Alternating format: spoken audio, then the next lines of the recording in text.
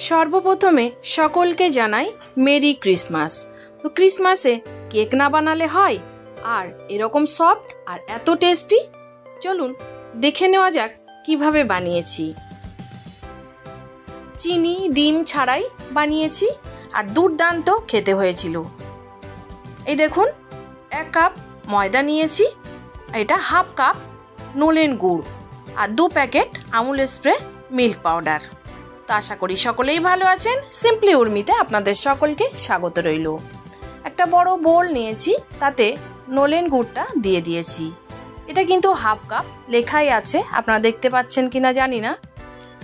এটা half cup, আপনারা যে কাপের মাপে নেবেন সেই কাপের হিসাবেই আপনারা সবগুলো ব্যবহার করবেন।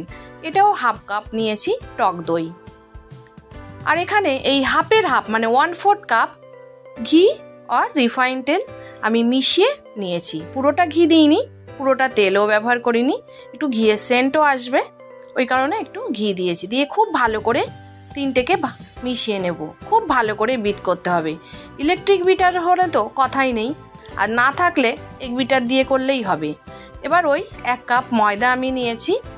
এবার মিল্ক পাউডারটা এটা দিয়ে দেবো। এতে 2 প্যাকেটই এই ময়দার সাথেই দিয়ে দেব। মিল্ক পাউডারটা আপনারা বাড়িয়ে কমিয়ে দিতে পারেন। মিল্ক পাউডারটা একটু বেশি হলে খেতে একটা রিচ ভাব আসে। এবার দিয়েছি বেকিং পাউডার, এটা হাফ টিস্পুন, এটাও মেজারিং স্পুনের। আর এখানে দিয়েছি 1/4 টিস্পুন বেকিং সোডা।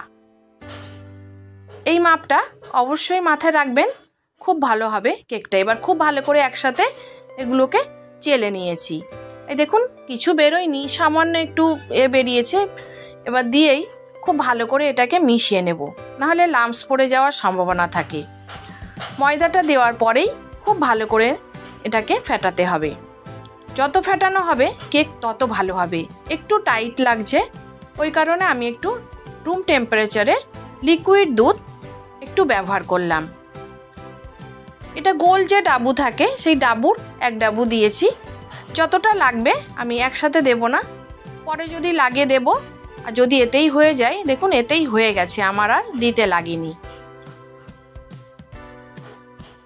এই দেখুন কনসিস্টেন্সিটা কেমন। খুব শক্ত হলে কেকটা কিন্তু অত সফট হয় না। তো এটা আমার একদম রেডি হয়ে গেছে ব্যাটারটা। এবার আমি একটা দেখুন বাটার পেপার নিয়েছি, নিয়ে কেটে ঠিক করে সেট করে নিয়েছি। এবার এতে আমি একটু রিফাইন তেল ব্রাশ করে নেব। যদি আপনাদের কাছে বাটার পেপার না থাকে, আপনারা যে কোনো সাদা পেপার যদিও বা না থাকে, ডাইরেক্ট তেল লাগিয়ে একটু ময়দা ডাস্টিং করলেই হয়ে যায়। এবার ব্যাটারটা পুরোটা দেব না, সামান্য একটু রাখবো। সেটাও কিসের জন্য আপনারা অবশ্যই বুঝতে পারবেন।